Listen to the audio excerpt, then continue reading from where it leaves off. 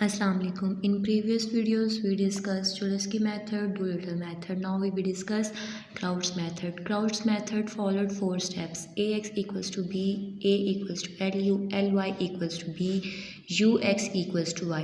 One by one हम एक एक स्टेप को जो है वो सॉल्व करेंगे।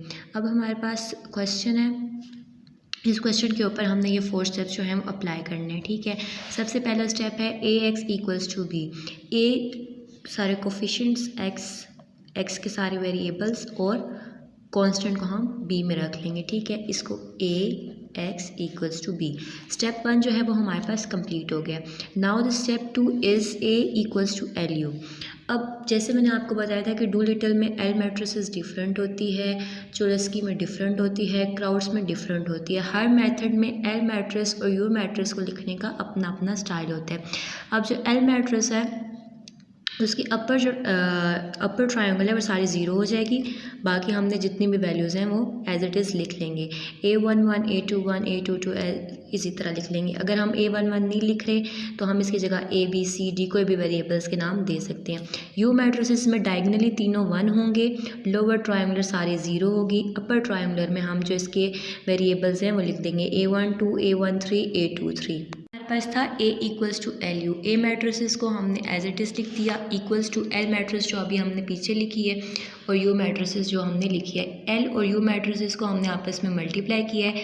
इन दो मैट्रिसेस को मल्टीप्लाई करने के बाद हमारे पास आया है A11 A12 A12 A11 A13 A21 and so on. आप देख सकते हैं जो वैल्यूज़ आई हैं। ठीक है, मैट्रिसेस को आपस में मल्टीप्लाई करने का तरीका ये है कि first row first column, first row second column, first row third column. ठीक है, ये सारी वैल्यूज़ हमारे पास इस तरीके से आई हैं।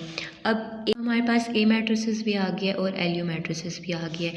अब इनके ऑपोजिट जो वेरिएबल्स के जो वैल्यूज़ पड़ी हुई हैं उनको सॉल्व करेंगे। जैसे A11 के ऑपोजिट पड़ी हुई है 1, तो A11 इक्वल्स टू 1 कर देंगे। A11 और A12 के ऑपोजिट पड़ी हुई है 2, तो A11 की वैल्यू 9 थी तो A12 की वैल्यू हमारे पास 2 आ गई। इसी तरह A13 की 3, A21 की 2, सारी वैल्यूज़ को हम ऐसे ही फाइंड आउट करेंगे। अब जो है वैल्यूज़ हमारे पास जो आई हैं उनको हम पुट कर देंगे एल यू, जो अभी हमने पीछे एल यू की मैट्रिसेस लिखी थी उधर। एल मैट्रिसेस में हमारे पास अपर ट्रायंगुलर 0 थी, बाकी जो A11 की वैल्यू 1 आई है, A12 की वैल्यू हमारे पास 2 आई है, A13 की 3 आई है। इसी तरह हम सारी वैल्यूज़ लिख देंगे। और यू मैट्रिसेस में लोअर ट्रायंगुलर 0, डायगनली 1, अपर जो वैल्यूज़ हमारे पास वेरिएबल्स की पड़ी हुई थी वो हमने लिख दी हैं। ठीक है, तो सेकेंड स्टेप हमारे पास कंप्लीट हो गया। थर्ड स्टेप है हमारे पास L Y equals to B. अब इसमें एल भी गिवन है, बी भी है। वाई जो है वो हम लेट कर लेंगे, तो वाई की वैल्यू y1 y2 y3। अब एल की मैट्रिक्स लिखी, वाई की लिखी, इक्वल्स टू बी कर दिया, इन दोनों को आपस में मल्टीप्लाई किया तो हमारे पास 3 इक्वेशंस बन गए। इक्वेशंस को हमने 1 बाय 1 सॉल्व किया तो y1 की वैल्यू 14 आ गई है। फ्रॉम टू इक्वेशन में हमने y1 की वैल्यू पुट कर दी तो y2 की वैल्यू हमारे पास -10 आ गई और इक्वेशन 3 से y3 की वैल्यू आ गई। यहाँ से हमने y की वैल्यू फाइंड कर ली, तो y की जैसे मैट्रिसेस हमने लिखी थी बिल्कुल एज इट इज़ हमने इसकी values. Last step is step number 4, u x equals to Y.